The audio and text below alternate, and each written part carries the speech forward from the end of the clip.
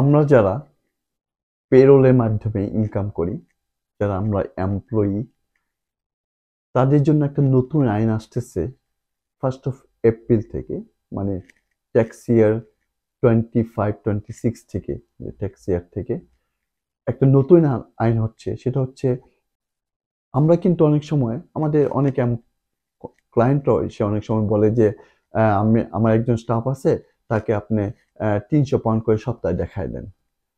কিন্তু এটা এখন থেকে এটা একটা অ্যামাউন্ট বললে চলবে না। এখন থেকে পে স্লিপে উল্লেখ করতে হবে কত ঘন্টা সে কাজ করলো। 300 পাউন্ড হতে পারে, কিন্তু কত ঘন্টা কাজ করলো সেটা কিন্তু উল্লেখ করতে হবে। এটা কিন্তু আইন হচ্ছে, এবং এটা ম্যান্ডেটরি থাকবে প্রতিটা পে স্লিপ উল্লেখ করা। সুতরাং কেউ যদি মনে করেন যে এমপ্লয়িকে দিচ্ছেন, এমপ্লয়িকে কথা বলতেছি, এমপ্লয়িকে দিচ্ছেন 300 পাউন্ড, কিন্তু আপনি আওয়ারটা উল্লেখ করেন না, তার মানে ইউ আর ইন ব্রিচ, আপনি আইনটা ভাঙতেছেন।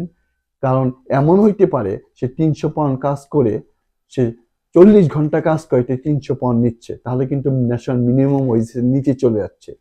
এইটা ক্লোজ করার জন্যই হয়তো ট্যাক্স অফিস এই আইনটা করছে। হতে পারে বেনিফিট অফিসেও এখান থেকে ইনফরমেশন নিতে পারবে, কারণ যারা ফিক্সড থাকে তারা কিন্তু বেনিফিট অফিস কিন্তু আজকাল জানেন যে ট্যাক্স অফিস থেকে কিন্তু ডাইরেক্ট ইনফরমেশন পেয়ে যাচ্ছে কোন এমপ্লয়ি কখন কোথায় কত বেতন পাচ্ছে।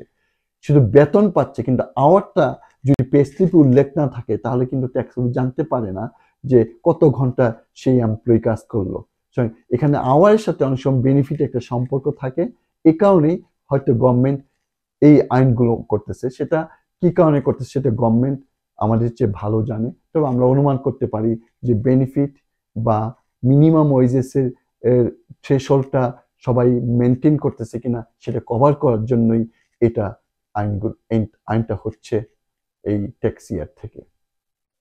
তবে এটাও উল্লেখ করতে হবে যে এখন এই নিউজ দেখে যদি সবাই মনে করেন যে আমি তো আইন ভেঙে ফেলছি, এখন আমি কি করব। আসলে আইনটা এখনো হয় নাই।